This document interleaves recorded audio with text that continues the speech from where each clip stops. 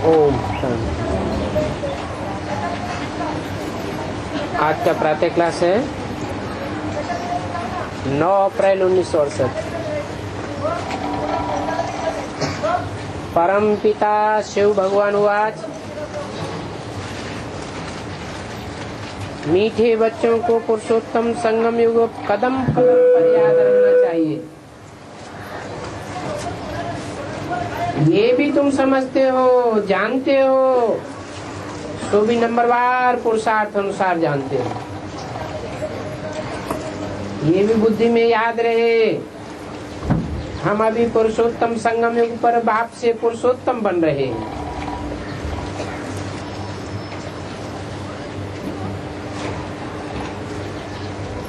और ये जो रावण का पिंजरा है, सारा पिंजरा, उससे बाबा छुटकारा दिलाने आए हैं।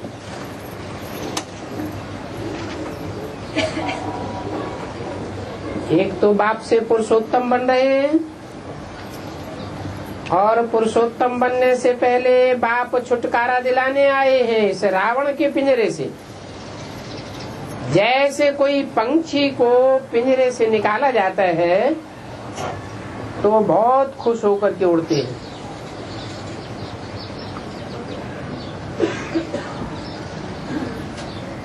उड़ करके सुख पाते हैं।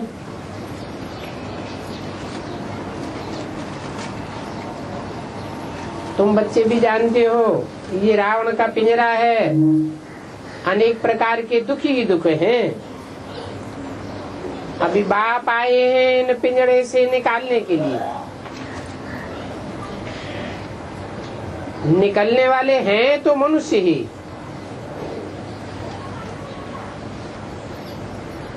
देवताओं के लिए और असुरों के लिए शास्त्रों में लड़ाई लिख दी है। फिर दिखाते हैं देवताओं ने जीता। अभी न तो यहाँ देवताओं की बात है, तुम तो मनुष्य हो। कहा जा सकता है देवात्मा, आसुरी आत्मा, परंतु अभी लड़ाई की तो बात नहीं है। तुम अभी असुर से देवता बन रहे हो। आसुरी रावण अर्थात 5 विकारों पर जीत पहनते हो। कोई रावण संप्रदाय पर जीत नहीं पहनते हो। 5 विकारों को रावण कहा जाता है। बाकी किसी को जलाने आदि की बात नहीं है। भक्ति मार्ग में तो स्थूल बातों को उठाए लेते हैं, तो पुतले को जलाते हैं। तुम बच्चे बड़े खुश होते हो। अभी हम वहाँ ऐसी दुनिया में जा रहे हैं जहाँ न गर्मी होगी न सर्दी होगी, सदैव बसंत ऋतु रहती है। सतयुग स्वर्गीय बसंत ऋतु अभी आने वाला है। वो ऋतु तो हर 12 मास के बाद जाती है। ये बसंत ऋतु तुम्हारे लिए आधा कल्प के लिए आती है। वहाँ गर्मी आदि होती नहीं है, क्योंकि गर्मी से भी तो मनुष्यों को दुख होता है ना, मर पड़ते हैं। और बहुत ठंडी में भी मर पड़ते हैं। इन सभी दुखों की बातों से छूटने के लिए तुमको अविनाशी सर्जन बहुत ही सहज दवाई देते हैं। उस सर्जन के पास जावेंगे तो उन सर्जन को तो अनेक प्रकार की दवाइयां आदि आदि आती हैं। यहाँ इस सर्जन के पास कोई दवाई तो है नहीं। उनको तो सिर्फ याद करने से तुम्हारे रोग छूट जाते हैं, और दवाई आदि कुछ भी नहीं है। बच्चे कहते थे आज सेमिनार करेंगे, चार्ट कैसे लिखना चाहिए, बाबा को कैसे याद करना चाहिए, इस पर सेमिनार करेंगे। अभी बाप तो तकलीफ नहीं देते हैं कि बैठ करके लिखो, अपना कागज खराब करो, इसकी कोई जरूरत ही नहीं। बाप तो सिर्फ कहते हैं बुद्धि में सिर्फ याद रखो। अज्ञान काल में बाप को याद करने के लिए चार्ट बनाया जाता है, बनाते हैं क्या? लौकिक में कोई बाप को याद करते हैं तो चार्ट बनाते हैं क्या? आर्टिफिशियल हो जाए, इसमें लिखा पढ़ याद करने की कोई बात ही नहीं है। बाप को कहते हैं बाबा हम आपको भूल जाते हैं, अगर कोई सुनेगा तो क्या कहेगा? कहते हैं ये हमारा बाप है और बेहद का बाप है, फिर भी भूल जाते हैं। ये भी कहते हैं कि हम जीते जी बाप के बने हैं। क्यों बने हो? बाप से विश्व की बादशाही का वर्षा लेने के लिए। फिर ऐसे बाप को तुम भूलते क्यों हो? ऐसा बाप जिससे इतनी भारी वर्षा मिलता है, उनको तुम याद नहीं कर सकते हो?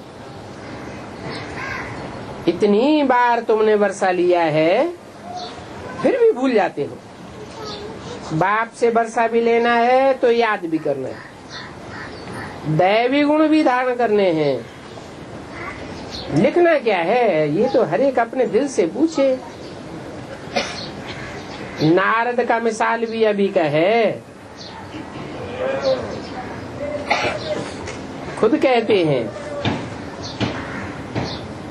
नारद बड़ा भक्त था ना। बाप कहते हैं किस किस्म का बड़ा भक्त है ये तो तुम भी जानते हो। हम भी जन्म जन्मांतर के भक्त हैं। हम मीठे बाप को याद करके कितना खुश होते हैं। जो जितना याद करते हैं वही लक्ष्मी नारायण को वरने लायक बनते हैं। कोई गरीब का बच्चा जाकर के साहूकार की गोद लेता है तो गरीब बच्चा कितना खुश होता है। बाप को और प्रॉपर्टी को कितना याद करता है। यहाँ तो बहुत है जिनको बेहद के बाप का बच्चा बन राजा ही लेने का भी अकल नहीं है। अकल आता ही नहीं है। वंडरफुल बात है जो बाप स्वर्ग का मालिक बनाते हैं, उनको याद नहीं कर सकते हैं। बाप बच्चों को अडॉप्ट करते हैं।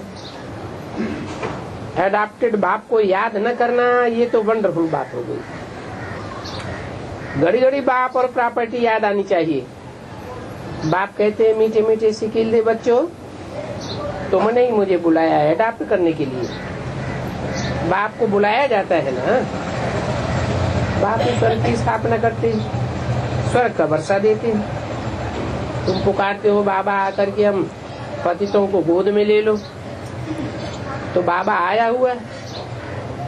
आप ही कहते हो हम पतित हैं, कंगाल हैं, छीछी हैं, डर्टी हैं, बर्थनाटे पहनी हैं। बेहद के बाप को तुम भक्ति मार्ग में पुकारते हो। अभी बाप कहते हैं भक्ति मार्ग में तुमको इतना दुख नहीं था जितना अभी है। अभी लड़ाई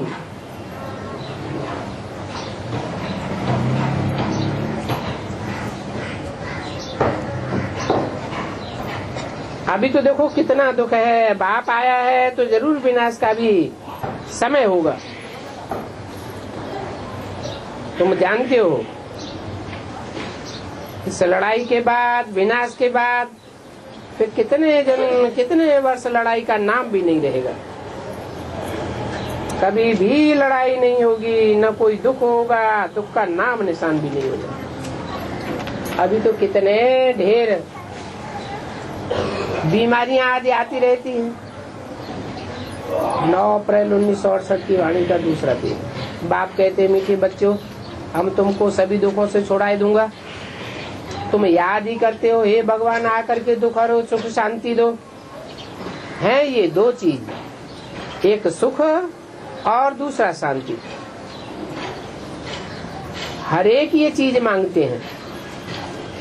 यहाँ इस दुनिया में अशांति है, शांति की जो राय देते हैं उनको को प्राइज मिल जाती है। विचारों को मालूम ही नहीं है शांति किसको कहा जाता है। शांति तो सिवाय मीठे बाप के और कोई द्वारा मिले ही नहीं सकती। कितनी मेहनत तुम करते हो समझाने के लिए, फिर भी समझते नहीं। तुम गवर्नमेंट को भी लिख सकते हो, मुफ्त में तुम क्यों पैसे बर्बाद करते हो। शांति का सागर तो एक ही बाप है। शांति सम्मेलन करने से क्या फायदा होगा। वो बाप ही विश्व में शांति स्थापन करते हैं। गवर्नमेंट्स को अच्छे अच्छे कागज पर चिट्ठी लिखनी चाहिए। कोई अच्छा कागज देख करके भी समझते हैं कि शायद ये किसी बड़े आदमी की चिट्ठी है। बोलो, विश्व में शांति जो तुम कहते हो, आगे कभी ये शांति हुई थी जो फिर उसी प्रकार वो शांति मिले? जरूर कभी ये शांति मिली तो होगी ना। तब तो आपके अंदर ये आस है। तुमको मालूम है शांति मिली थी, शांति स्थापन हुई थी। कब और किसके द्वारा हुई थी? तुम बच्चों को तो मालूम है। तुम तिथि तारीख से सब लिख सकते हो। बाप ने आकर विश्व में शांति और सुख स्थापन किया था। जब स्थापन किया था वो सतयुग का समय था। ये लक्ष्मी नारायण है डिनास्टी के निशानी। ब्रह्मा और तुम ब्राह्मणों को पार्ट का किसी को पता नहीं है। मुख्य पार्ट तो ब्रह्मा का है ना। वो ही रथ बनते हैं जिस रथ द्वारा बाप इतना कार्य करते हैं। नाम ही है पद्मा पदम भाग्यशाली रथ। विचार करो, अब ये बातें कैसे किसको समझावे। मनुष्यों को तो कितना नशा है, परंतु है हूबहू जैसे बंदरों में सब। बंदरों को बहुत अपना नशा रहता है। इतना नशा रहता है कि हाथी को भी देखेंगे तो भी गुरुर गुरुर करने लग पड़ेंगे, धमकी मारेंगे। अभी तो तुमको बाप का परिचय देना है, बाप को रचना का ज्ञान है।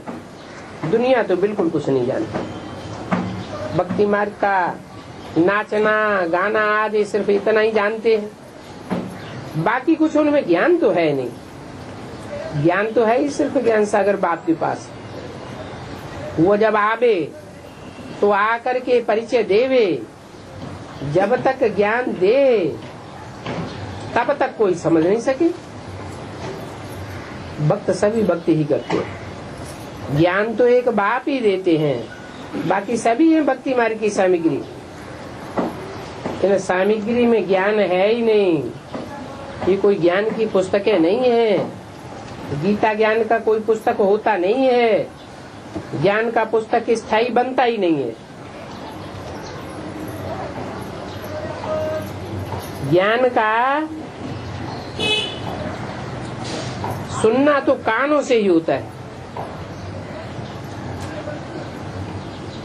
ये जो किताब तुम आज रखते हो ये सभी टेम्परेरी है।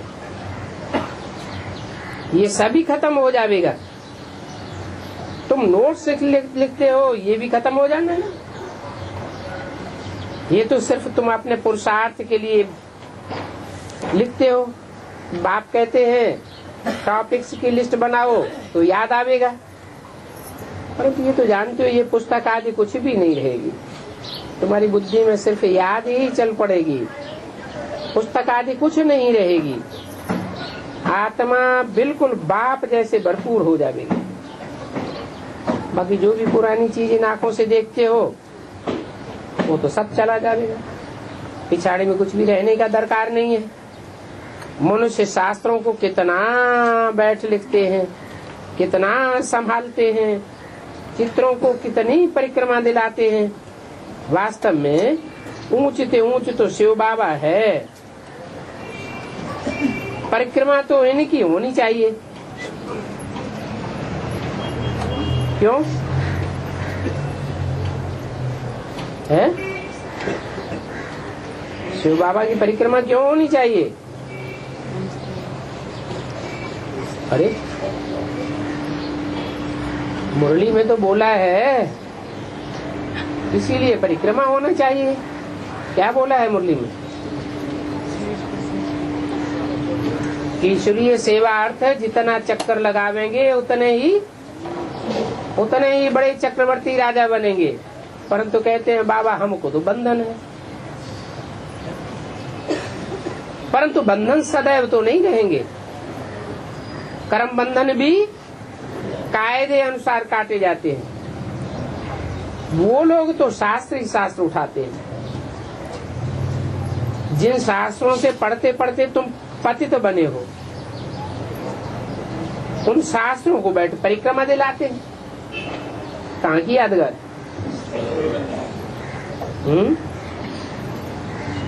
शास्त्रों को बैठ परिक्रमा दिलाते हैं, मूर्तियों को परिक्रमा दिलाते हैं, चित्रों को परिक्रमा दिलाते हैं। ये यादगार कहाँ की है? जगन्नाथ मंदिर में जाओ, वहाँ भी परिक्रमा दिलाते हैं। क्या क्या करते रहते हैं। तुम्हारी तो समझ में आ गया है। जानते हो बाप ही हमारा अविनाशी सर्जन है। आत्मा भी अविनाशी है, एक शरीर छोड़ दूसरा लेती।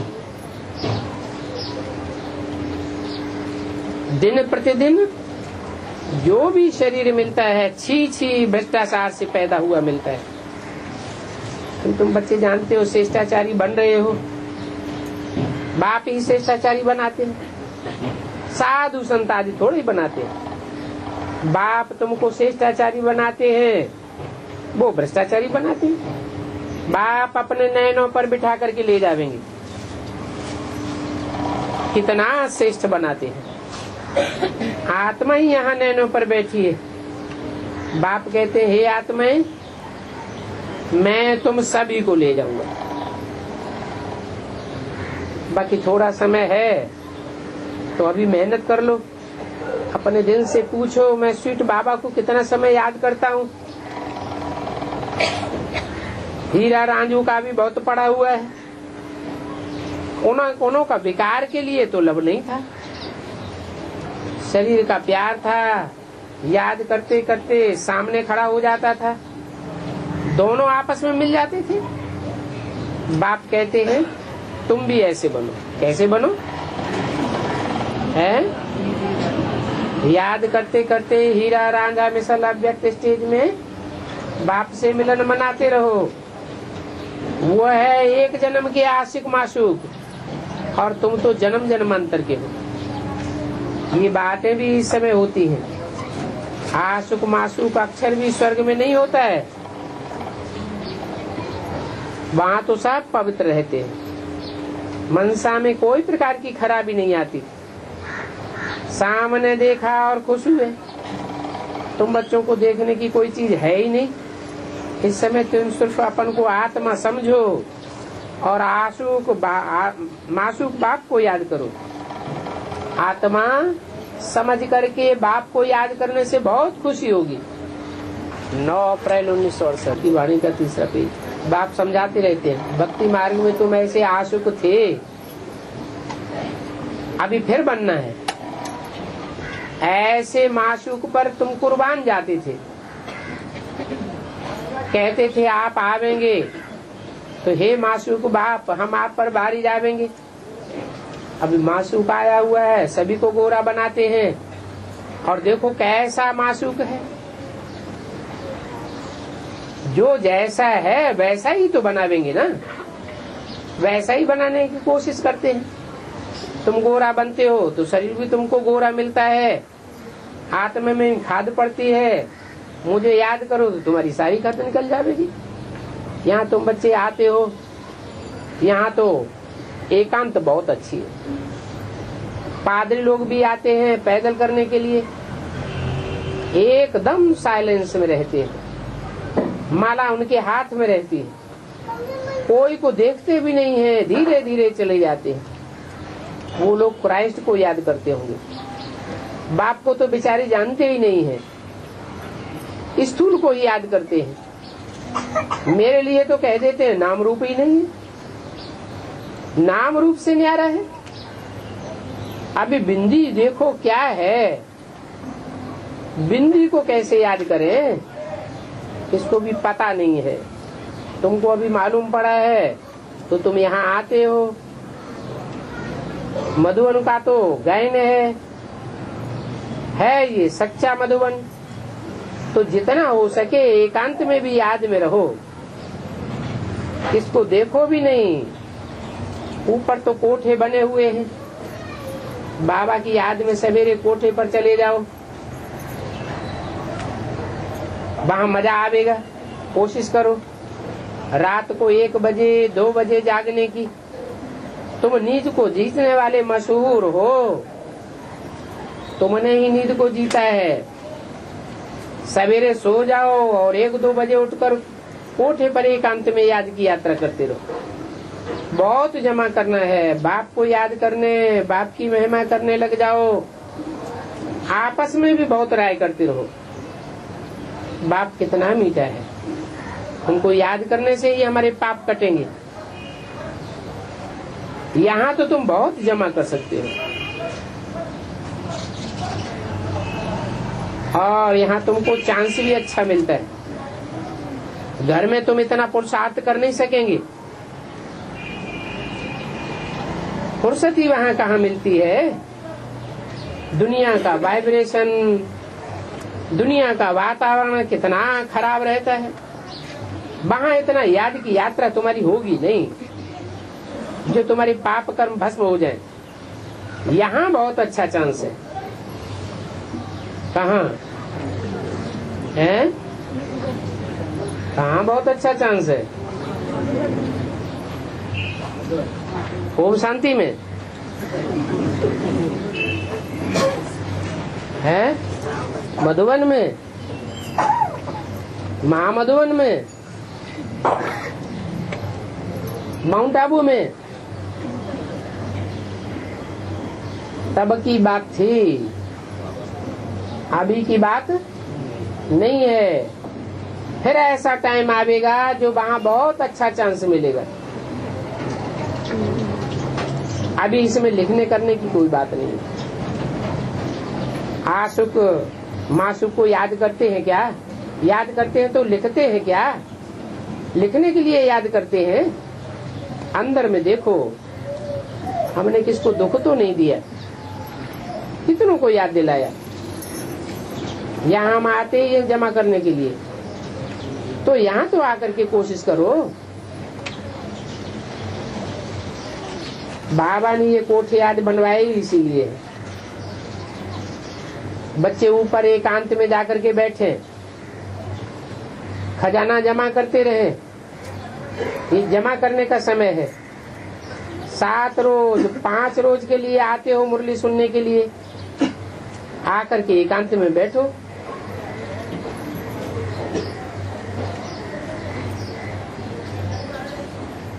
यहाँ तो तुम जैसे घर में बैठे हो, बाबा को कहो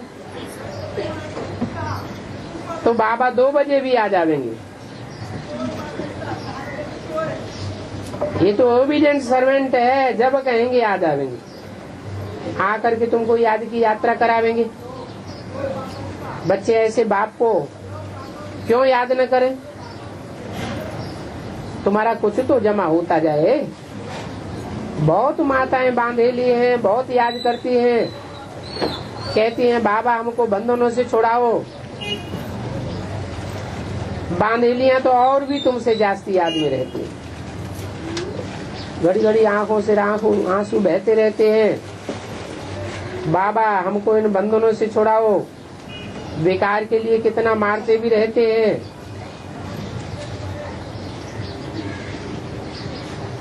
दिखाया है द्रौपदी को चीर दिया, तुम सभी द्रौपदियां हो। तो बाप को ही याद करते रहना। बाबा युक्तियां तो बहुत बताते हैं। बाबा तो कभी भी आ जाएगा।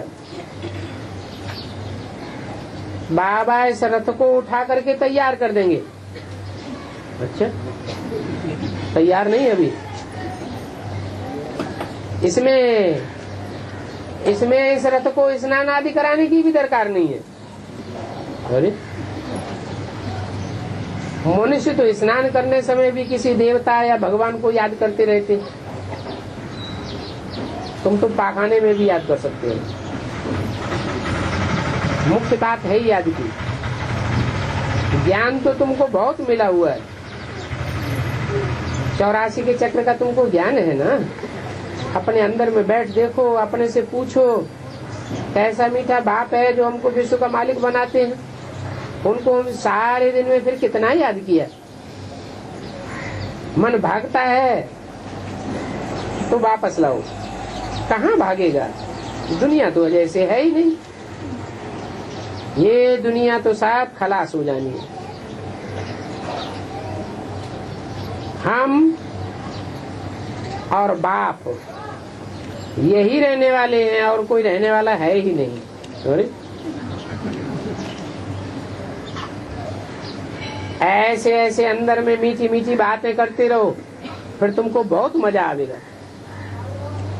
यहाँ जो आते हैं वो हैं बहुत पुराने भक्त। कितने पुराने हैं? 2500 साल पुराने अब भी बेचारी भक्त हैं। जो नहीं आते हैं वो समझो आजकल के भक्त।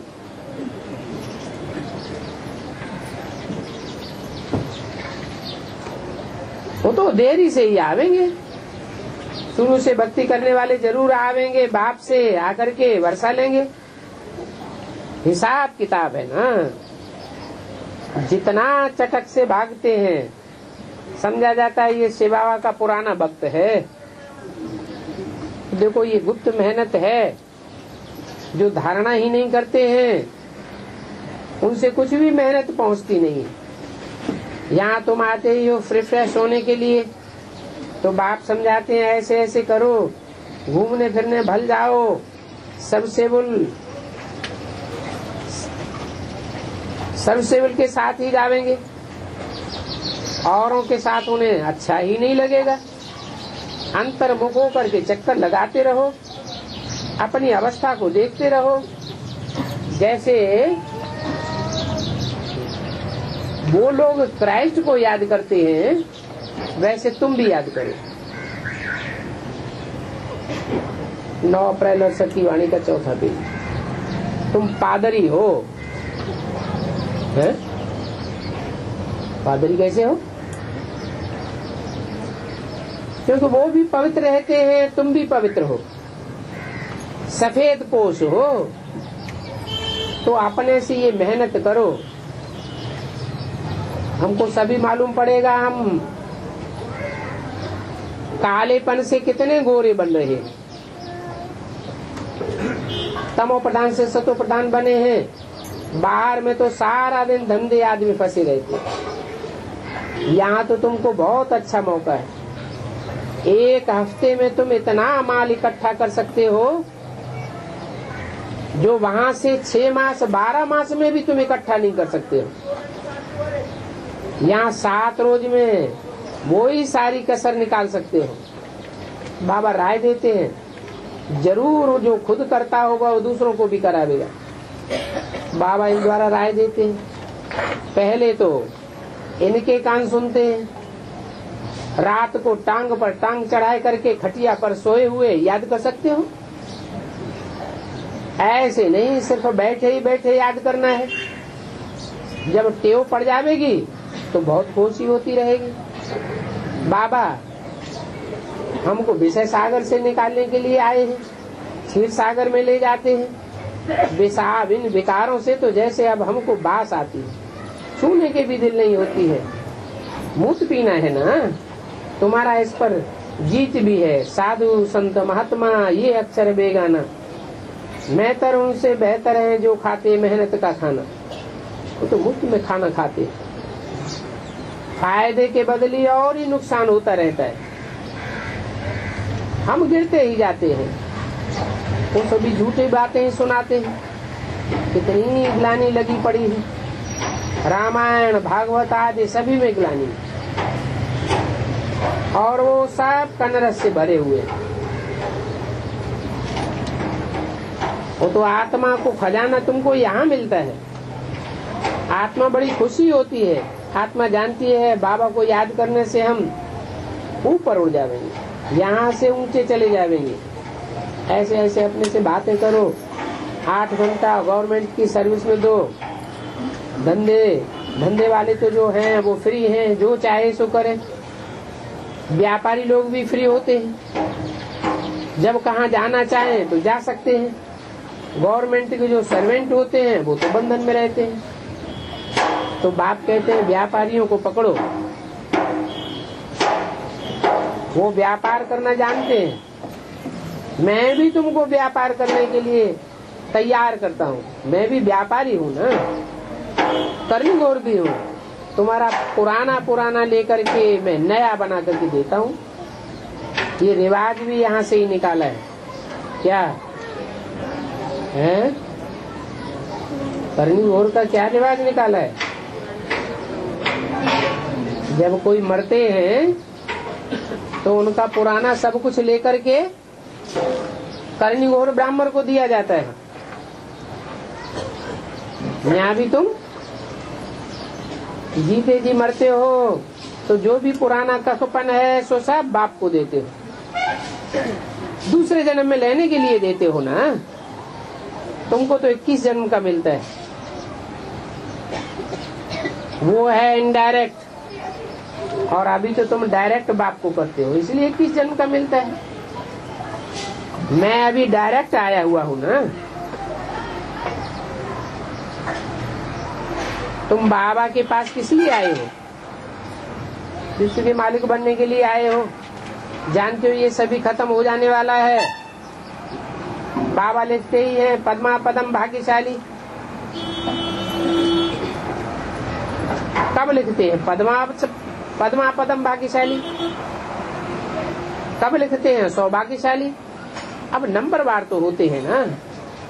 बाबा जानते हैं जो बच्चे बहुत अच्छी मेहनत करते हैं उनको बहुत खुशी होती है, बहुतों का कल्याण करते हैं, उनको प्राइज भी ऐसी मिलती है, सारा विश्व का राजभाग उनको मिलता है।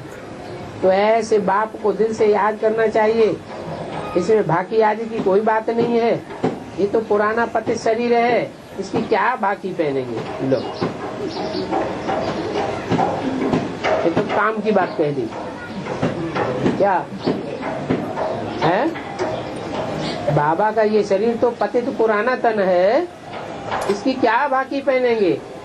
इसमें ज्ञान बाकी आदि पहनने की कोई बात होती नहीं। वो स्थूल बातें तो सब भक्ति मार्ग में चलती है। परंतु भाकी को गोद नहीं कहा जाता है, उनको कहा जाता है बाप और बच्चे का सन्मुख मिलन। कभी कुछ बच्चे बाप के आगे बैठे हैं। ज्ञान देने वाली आत्मा है, लेने वाली भी आत्मा है। आत्मा ही सभी कुछ करती है। बैष्टि भी आत्मा ही करती है, कर्म आत्मा करती है शरीर द्वारा। तो बाप बच्चों को देही अभिमानी बनाते हैं। तुम जानते हो इस समय तुमको नाम रूप से न्यारा जाना है। सतयुग में ये शिक्षा मिलती नहीं है। ये शिक्षा जरूर संगम पर ही मिलेगी। फिर आधा कल्प तुम प्रारब्ध पाते हो। ये ज्ञान और भक्ति है ना। ज्ञान से आधा कल्प तुमको सुख मिलता है और भक्ति से आधा कल्प तुमको दुख मिला है। अभी बाप तुमको आकर भक्ति से छुड़ाए देते हैं। आधा कल्प भक्ति है, फिर आधा कल्प भक्ति होगी ही नहीं। सतयुग में वहाँ सुखी सुख होगा, ज्ञान से ही सुख होता है।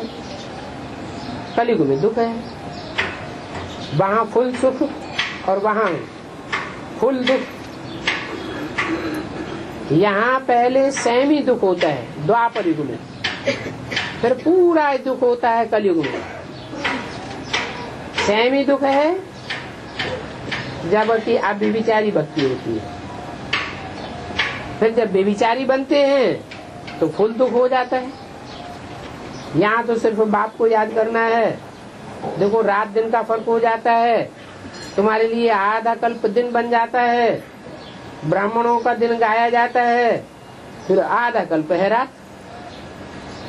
ब्रह्मा का दिन तो ब्राह्मणों का दिन, ब्रह्मा की रात तो ब्राह्मणों की रात। तो ब्राह्मण ही या ब्राह्मणों का दिन और रात है। अभी तुम संगम पर हो।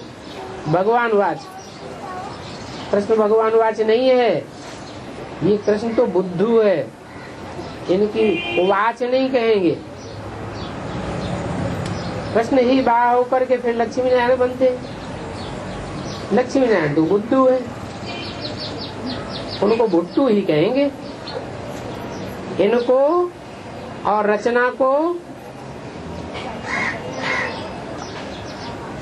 इनको और रचना को तुम ही जानते हो। तुम तो ईश्वर के बच्चे हो, ये कोई ईश्वर के बच्चे नहीं है। कौन है? कौन ईश्वर के बच्चे नहीं है?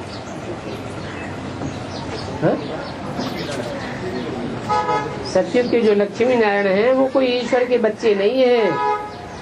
तुमको तो अभी सारा ज्ञान है। स्वर्ग के जो भी मालिक हैं उनको देखो ज्ञान ही नहीं है, वो तो सब भूल जाते हैं। कितनी मीठी मीठी बातें हैं। तुम पद्मा पदम भाग्यशाली हो। बाप तुमको सब बातें समझाते हैं। जो सर्वसेवल बच्चे हैं वही बाप को याद पड़ेंगे। अच्छा, मीठे मीठे सिकिंदे रूहानी बच्चों को रूहानी बाप की याद प्यार गुड मॉर्निंग।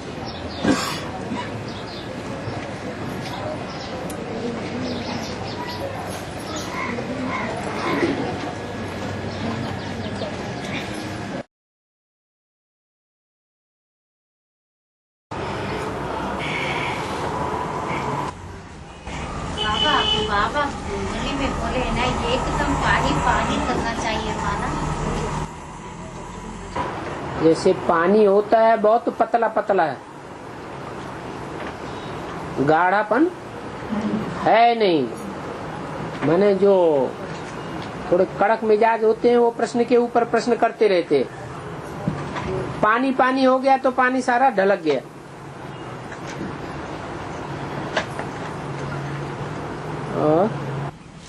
ढाका ऊपर चढ़ते चढ़ते माने ढाका ऊपर चढ़ते। ढाका माने सीढ़ी।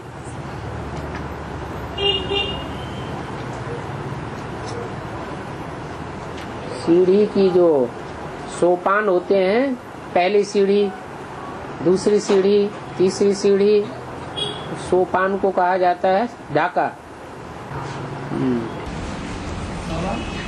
धर्मपिताओं को धर्म स्थापना करने के लिए 100 साल लगता है। तो जरूरी नहीं 100 साल ही लगता हो। थोड़े टाइम में भी बहुत से धर्म पिताएं अपना धर्म स्थापन करके चले गए। परमात्मा को भी क्यों 100 साल लग रहा है? अपने देवी देवता देखो, परम पिता परमात्मा 5000 वर्ष पुरानी सृष्टि हो जाती है, उसको आकर के टोटल नया बनाते हैं। और जो धर्म पिताएं आते हैं वो टोटल पुरानी सृष्टि को नया नहीं बनाते, वो सिर्फ मरम्मत करके जाते हैं। और थोड़े समय के बाद वो मरम्मत भी टूट पड़ती है। और धर्म पिताएं आकर के नरक को स्वर्ग बना करके नहीं जाते, लेकिन भगवान तो आकर नरक की दुनिया को टोटल स्वर्ग बना करके जाते हैं। इसलिए 100 साल का टाइम लगता ही लगता है।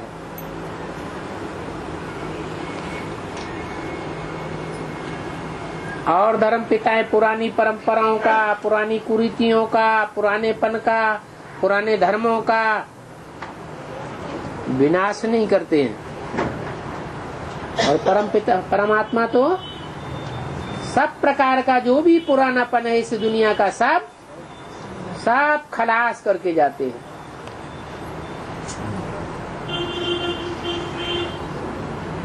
पुरानी कुरीतियों का मुकाबला करने के लिए, उनको खलास करने के लिए बहुत ताकत चाहिए।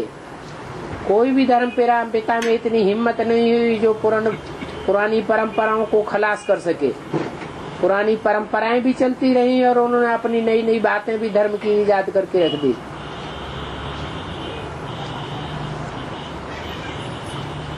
जैसे विष के भरे हुए घड़े में कोई दूध डालता रहे तो अंजाम क्या होगा? दूध हो जाएगा क्या? नहीं हो सकता।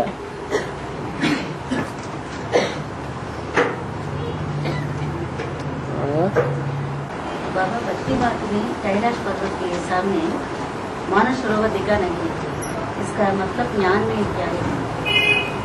कैलाश पर्वत का मतलब है बहुत ऊंची स्टेज पुरुषार्थ की।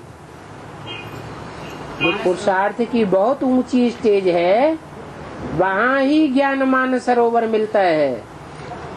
ज्ञानमान सरोवर है ही प्रजापिता का पार्ट।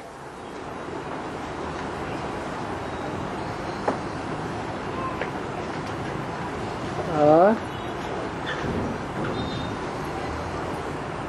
जहाँ हंस निवास करते हैं।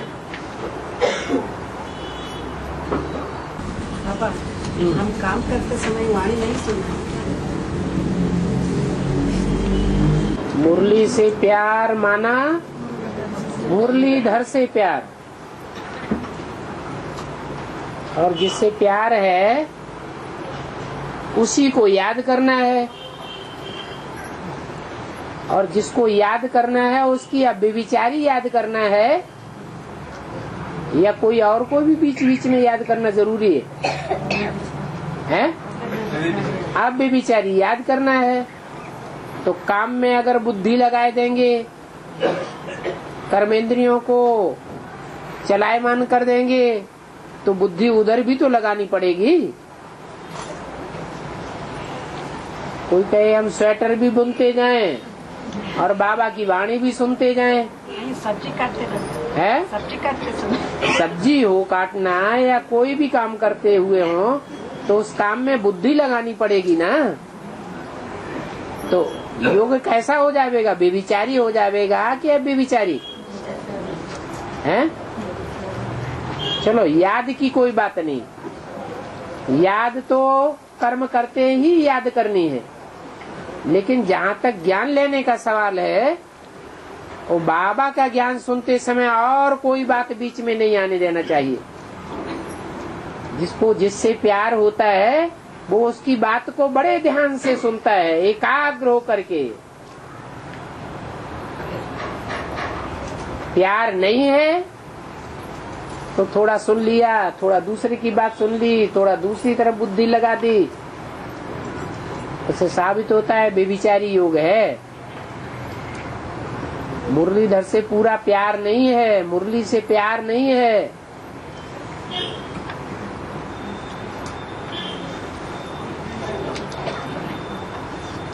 कम से कम 1 घंटा तो रोज एकाग्र होकर के मुरली सुनना चाहिए। कोई दूसरा काम धंधा धोरी नहीं। 23 घंटे धंधा धोरी कर सकते हैं, 1 घंटे के लिए धंधा धोरी छोड़ नहीं सकते। दूसरी बात तीसरी बात सुनते समय हैं? दूसरी बात तीसरी बात सुनते समय दूसरी वही तीसरी बात। हाँ, वो ठीक है, लेकिन 1 घंटे तो कम से कम ऐसा सुने कि और कुछ भी कहीं भी कोई बुद्धि योग दूसरी तरफ न जा सके।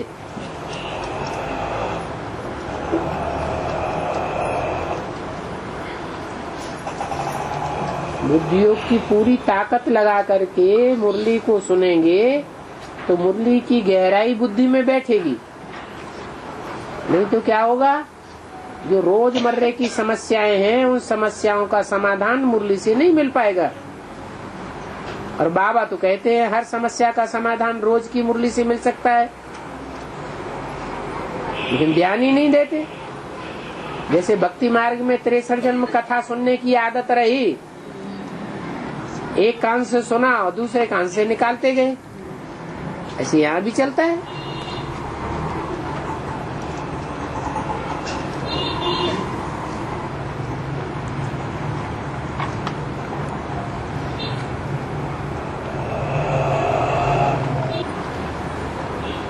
बात कह रहे हैं हम तो सत्य की त्रेता में भी नहीं आता, ड्रामा सारे ड्रामा में नहीं आता, सारा ज्ञान हमारा में है, इसमें वंडर है।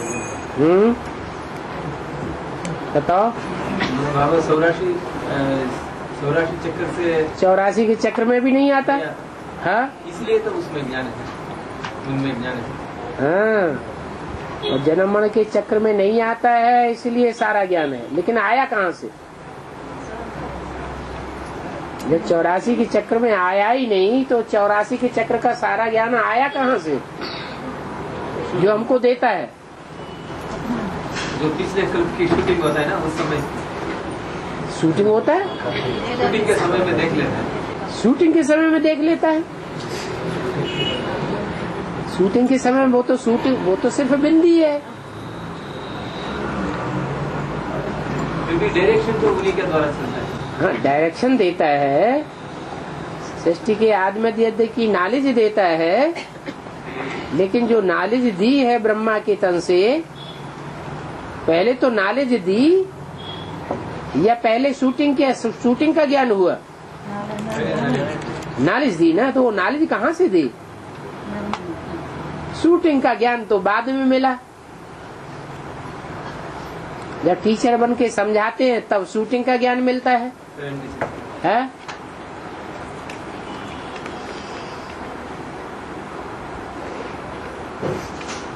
जैसे सुई रिकॉर्ड के ऊपर रखी होती है तो गीत बजता है, ऐसे ही आत्मा जब शरीर में प्रवेश करती है तो सारी नॉलेज स्वतः ही इमर्ज हो जाती है। वो परमपिता परमात्मा शिव जब बीज रूप आत्मा में प्रवेश करता है, माना प्रजापिता में प्रवेश करता है, तो स्वतः ही सारी नॉलेज इमर्ज होने लगती है। प्रवेश न करे तो नॉलेज भी इमर्ज नहीं होगी। बाप के संस्कार में मर्ज रहता नहीं, प्रजापिता के संस्कार में मर्ज होता तो पहले भी मर्ज हो जाता। शिव बाप, हाँ, शिव बाप है अंतर्यामी और प्रजापिता है बाहरयामी। तो जो बाहरयामी है वो थोड़ा ही ज्ञान का सागर है, जो उसमें प्रवेश करने वाला है वो ही ज्ञान का सागर कहा जाएगा, क्योंकि वो जन्म मरण के चक्र से न्यारा है। प्रजापिता तो सत्ययुग त्रेता में भी आया, फिर उसमें ज्ञान क्यों नहीं रह गया? उसमें ज्ञान रह जाता है क्या? उसमें भी नहीं रह जाता। तो परमपिता परमात्मा शिव में भी ज्ञान रहने की कोई ऐसी बात नहीं है, परंतु हाँ ये ड्रामा में नूद है कि जिस मुकर्रर रथ में आता है उसमें जैसे ही प्रवेश करता है और शूटिंग के हिसाब से ज्ञान स्वतः ही इमर्ज होता जाता है। हर आत्मा में अपने 84 जन्मों का पार्ट नुदा हुआ है। जैसा जैसा जिसका पार्ट नुदा हुआ है, समय की सुई आगे बढ़ती है और वो पार्ट इमर्ज होता जाता है।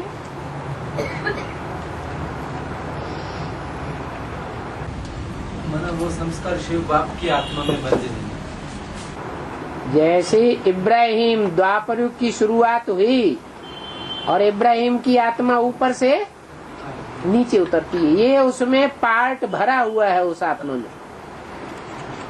ऐसे ही परमात्मा शिव में भी पार्ट भरा हुआ है ज्ञान सुनाने का।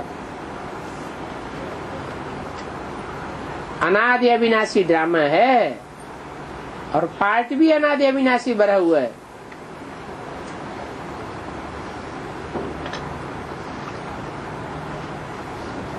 और तो इब्राहिम आत्मा में ज्ञान सुनाने वाला जो ऊपर से आत्मा आता है वो सुनाता है या आधार मूर्ति भी सुनाता है? आधार मूर्ति तमो प्रधान है या ऊपर से आने वाला तमो प्रधान है?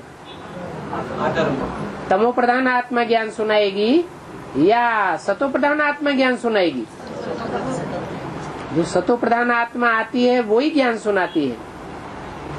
तब वो तो ज्ञान संगम युग में ज्यादा लेता ही नहीं ना। लेता कैसे नहीं है? सभी आत्माएं ज्ञान लेती हैं। इस 500-700 करोड़ मनुष्य सृष्टि में से एक भी आत्मा ऐसी नहीं बचेगी जो ब्राह्मण न बने। और पहले जन्म में पवित्र न बने, पहले जन्म की सदगति न हो। हरेक मनुष्य आत्मा की पहले जन्म की सदगति होती है, और सदगति होती है ज्ञान से या अज्ञान से? ज्ञान से ही सदगति होती है। नहीं, वो ऐसे भी नहीं है कि इस्लामियों के ज्ञान से सदगति होती है, नहीं। ये जो ईश्वरीय ज्ञान है इसका तंत्र बुद्धि में बैठता है, तभी हर आत्मा की सदगति होती है। ठीक है बाबा, धर्मस्थापक आत्मा से भी जो आधार मूर्त है या बीज रूप है वही संगम युग में ज्ञान ज्यादा लेते हैं ना, वो तो कम ज्ञान लेता है धर्मस्थापक आत्मा। हाँ ठीक है, आधार मूर्त ज्यादा ज्ञान लेते हैं, क्योंकि वो संगम युग में उन आधार मूर्तों को उन धर्म पिताओं में प्रवेश करके पाठ बजाना है। ड्रामा उल्टा उल्था होगा कि नहीं होगा, तब तो सृष्टि पलटेगी। अगर वो धर्म पिताएं ही पावरफुल बने रहे तो फिर सृष्टि का पलटना कैसे होगा? अभी तो देवात्माओं को आकर के परमपिता परमात्मा पावरफुल बनाते हैं। पावरफुल बनेगी तब तो उनमें प्रवेश करेंगी।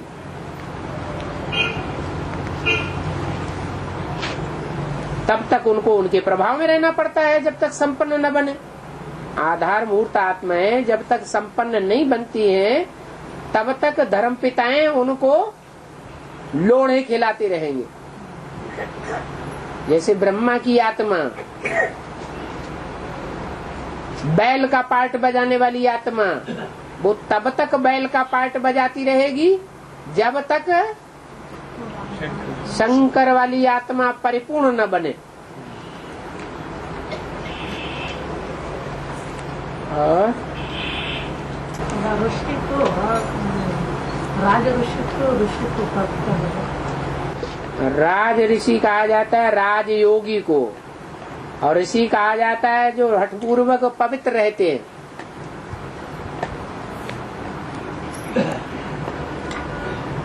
राज ऋषि, ऋषि और मुनि, मनन चिंतन मंथन करने वाले को मुनि कहा जाता है।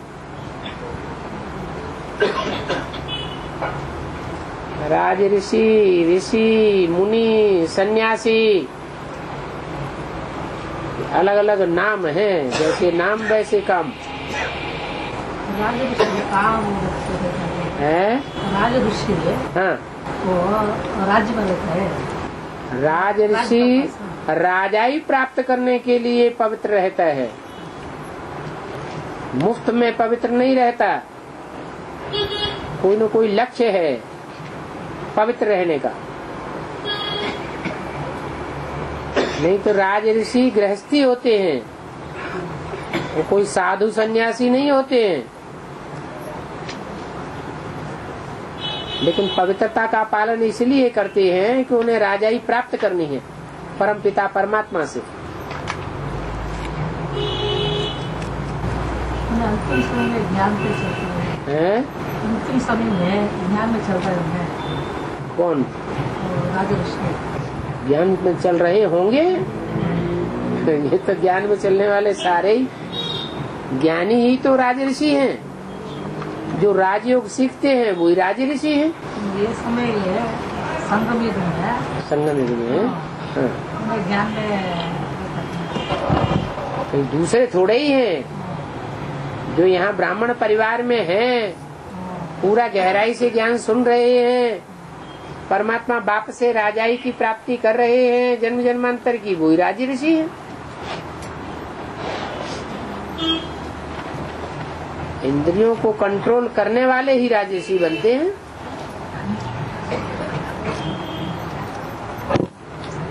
और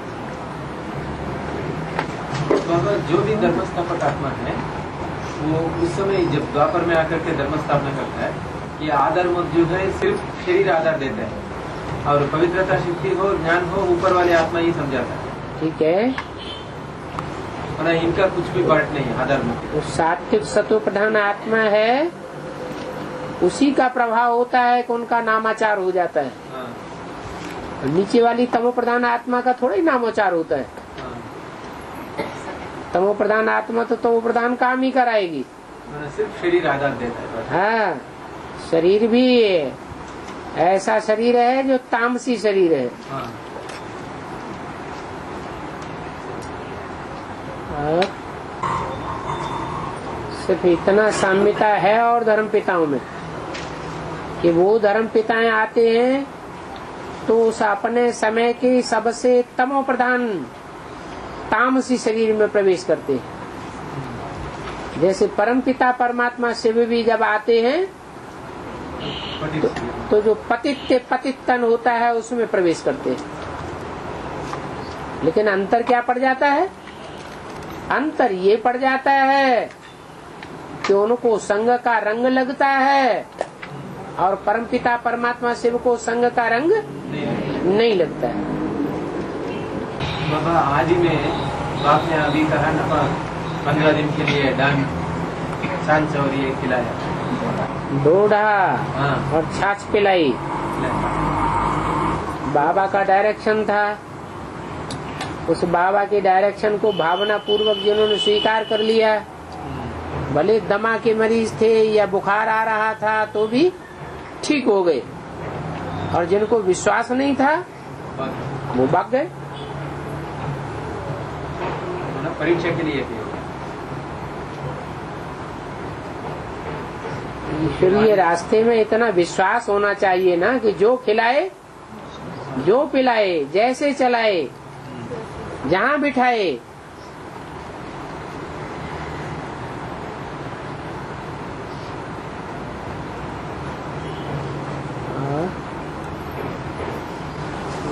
वो बात भी फिर आदि से अंतिम होगा।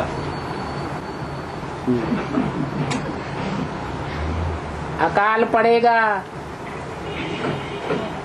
पानी की बूंद के लिए लोग तरसेंगे, रोटी के टुकड़े के लिए तरसेंगे,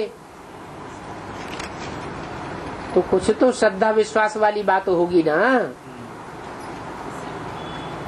जो कुछ आत्माएं नई दुनिया बनाने में टिकी रहेंगी और बाकी खलास हो जाएंगे।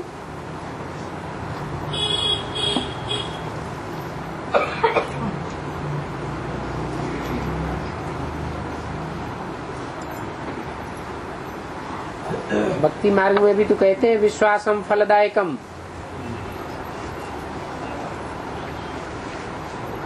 श्रद्धा विश्वास भावना खराब चीज थोड़ी ही है।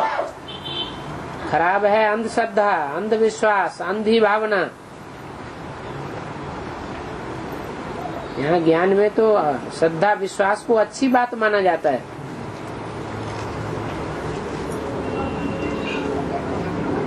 लेकिन समझ पूर्वक होनी चाहिए। और सत्युग और त्रेतायुग में 21 जन्म एक जन्म स्त्री एक जन्म पुरुष होता है, तो द्वापर और कलयुग में तो ये बैलेंस बिगड़ जाता है। बोला है तो वो छुट्टी में कैसे होता है? अभी बिगड़ने में क्या होता है?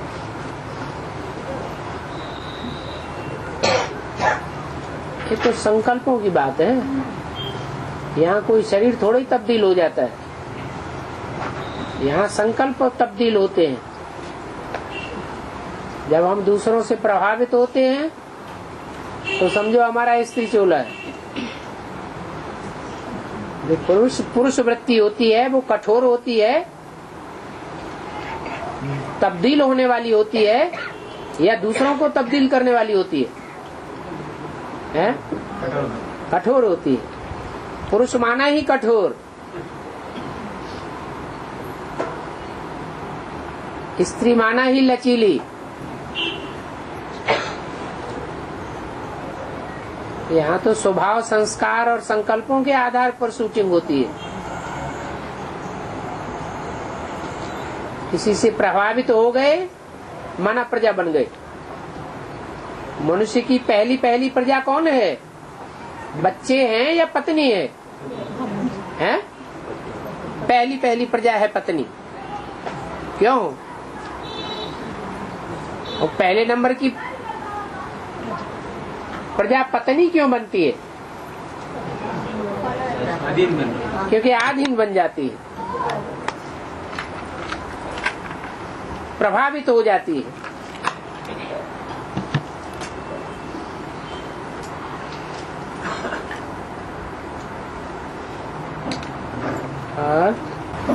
तो फिर अंत में शरीर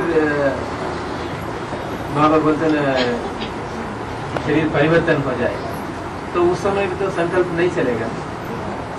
परिवर्तन होगा तो पहले संकल्प परिवर्तन होगा या पहले शरीर परिवर्तन होगा? अंत में ही पहले मनसा परिवर्तन होगी, मनसा के संकल्प परिवर्तन होंगे या शरीर परिवर्तन होगा? पहले मनसा, संकल्प को बीज कहा जाता है।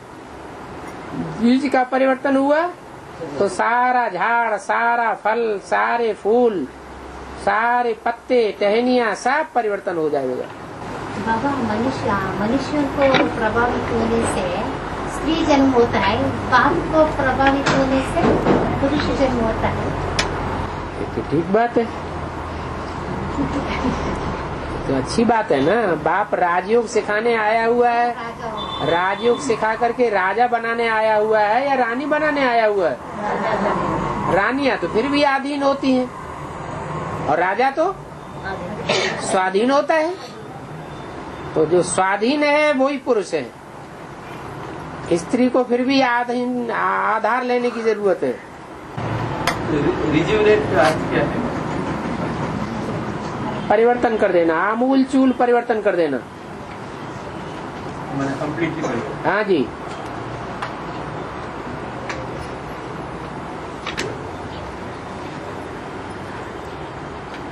पांच तत्व जो तमो प्रधान है,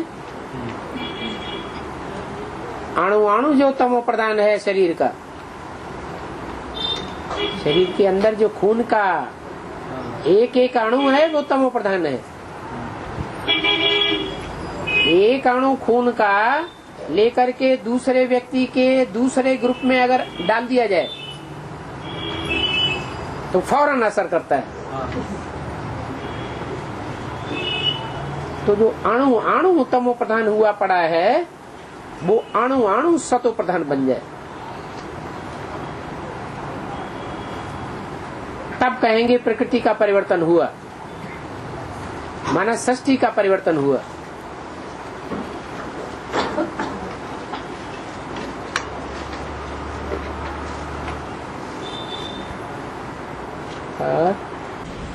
पेंशन कार्ड में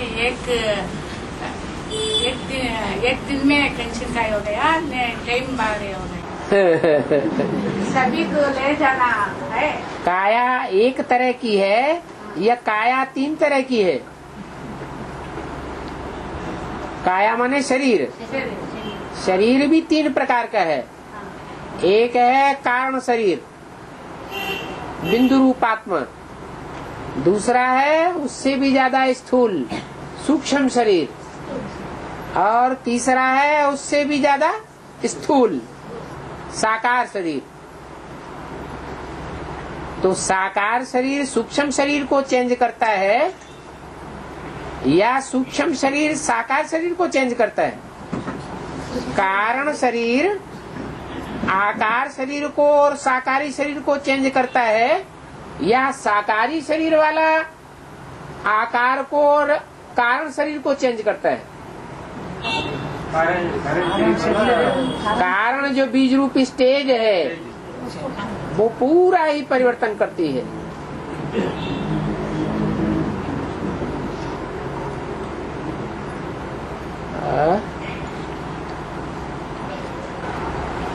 तो बिंदु रूप की स्टेज में अधिकारी बन के बैठ गया तो पूरा शरीर चेंज हो जाएगा। बिल्कुल चेंज होगा, लेकिन लक्ष्य क्या हो? हाँ, जैसे नारायण का परिवर्तन है वैसे ही हमारी आत्मा का परिवर्तन हो, इसलिए साकार और निराकार दोनों को साथ रखना पड़े। रुद्रमाला की जितनी भी आत्माएं हैं वो स्त्री शरीर वाला भी पुरुष बन जाएगा। ठीक है, ठीक है।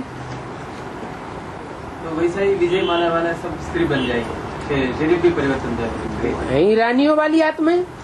हाँ। अभी भी आधीन हुई पड़ी है या नहीं पड़ी हुई है? हाँ। आधीनता के उनमें अभी भी संस्कार हैं या नहीं है? हैं?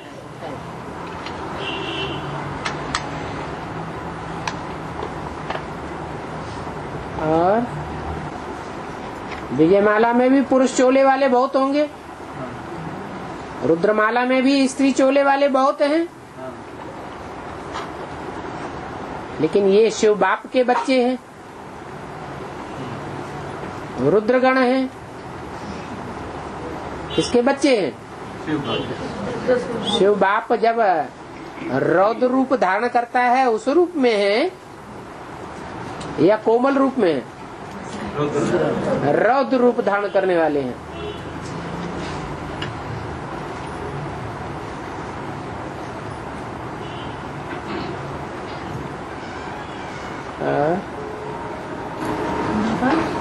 शंकर शब्द परिपूर्ण बन जाएगा, संपन्न बन जाएगा या परिपूर्ण बन जाएगा है। तो ब्रह्मा के ऊपर बाइक का सवारी करता है ना, ठीक है, तो ब्रह्मा भी संपूर्ण हो जाएगा, तो उनमें प्रवेशता नहीं रहेगा। ब्रह्मा परिपूर्ण बन जाने का मतलब ही है ब्रह्मा अपने को बच्चा समझ ले। अभी क्या समझता है? गीता का भगवान बाप मैं ही हूँ। अच्छा, और है शंभु। शंभु का परिष्कृत रूप है स्वयंभू। स्वयं माने खुद ही, भू माने होने वाला, जो खुद ही पैदा होता है, माने उसको कोई पैदा नहीं करता है। पैदा होना माना संसार में प्रत्यक्ष होना। जैसे हम बच्चे कहते हैं हम बाप को प्रत्यक्ष करेंगे, बाप को प्रत्यक्ष करेंगे, तो बाप तो स्वयंभू है, वो हमारे प्रत्यक्ष करने से प्रत्यक्ष होगा क्या? नहीं, वो सर्वशक्तिवान है, हम बच्चे नंबरवार शक्तिवान है। तो बाप स्वयं अपने को प्रत्यक्ष करता है और बच्चों को प्रत्यक्ष करता है। बाद में बच्चे बाप को भले प्रत्यक्ष करें, इसलिए उसका नाम है स्वयंभू। स्वयं ही अपने को जो प्रत्यक्ष करता है वो है स्वयंभू। बाप की प्रत्यक्षता बच्चे नहीं कर सकते।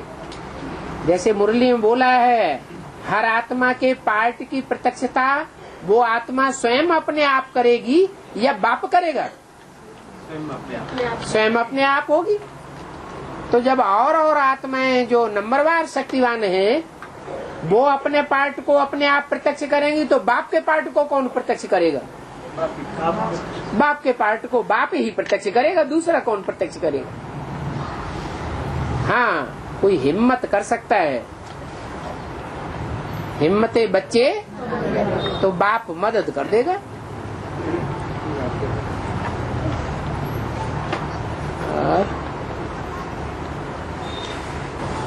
मुरली में बोला ना बाबा, बाप को प्रत्यक्ष करो, बाप को प्रत्यक्ष करो। सन सोज फादर, फादर सोज सन्स, मुरली में तो बोला है, लेकिन दोनों में पावरफुल कौन है? तो फिर रिजल्ट क्या होगा? हैं? मुरली में बोला तो है बच्चे बाप को प्रत्यक्ष करो, तो बाप तो उमंग उत्साह देगा ना। बाप को प्रत्यक्ष करने में अपने को मिटाना पड़ेगा, खुद ही को खत्म करना पड़ेगा, या खुद ही चालू बनी रहे तो बाप प्रत्यक्ष हो जाएगा? है? अपनी खुद ही को खत्म करना पड़ेगा, देहभान को पूरा ही नष्ट करना पड़ेगा। अगर अपना देहभान चालू रहा तो बाप कभी भी प्रत्यक्ष नहीं हो सकता। जैसे जगदीश भाई शरीर छोड़ने के बाद संदेश में क्या बोला कि मैंने प्रतिज्ञा ली थी मैं बाप को प्रत्यक्ष करूंगा, करके छोड़ूंगा, लेकिन मैं बाप को प्रत्यक्ष नहीं कर सका।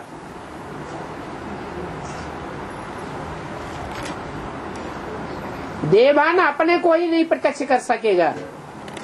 देहभान होगा तो आत्मा स्वयं ही अपने को नहीं प्रत्यक्ष कर सकती, तो बाप को कैसे प्रत्यक्ष करेगी? माना बाप ने बच्चों को लक्ष्य दिया हुआ है। लक्ष्य दिया हुआ है, इस लक्ष्य तक पहुँचो, प्रत्यक्ष करने का लक्ष्य लेना चाहिए। हाँ जी।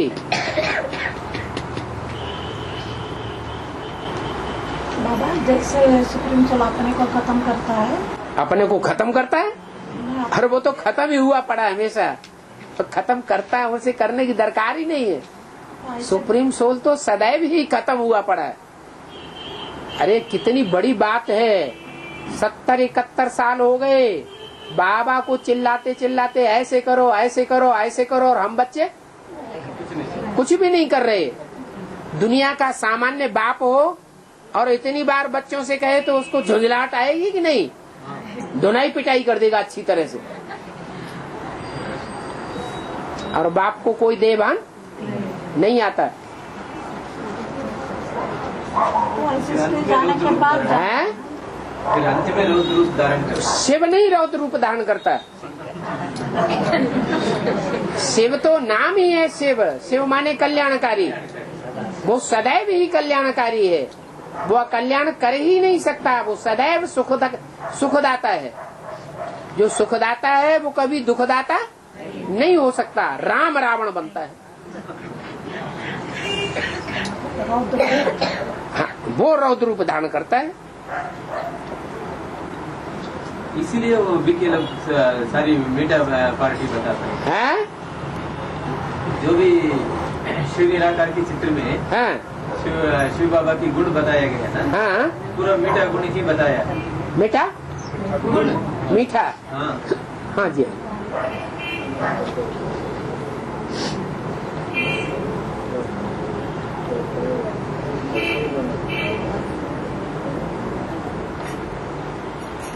क्यों? तब तो मेरा नाम तो रुद्र पड़ता है। हैं?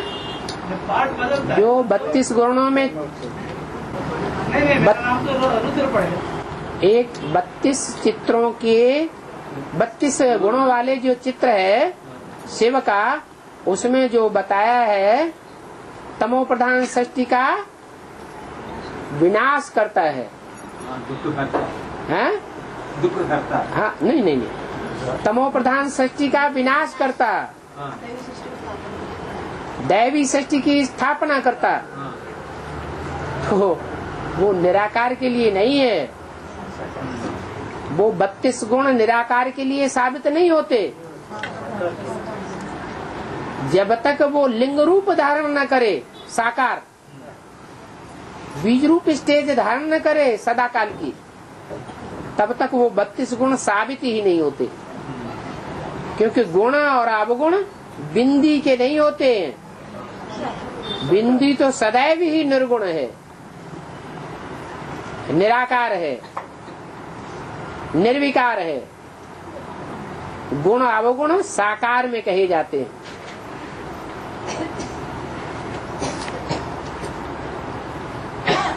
और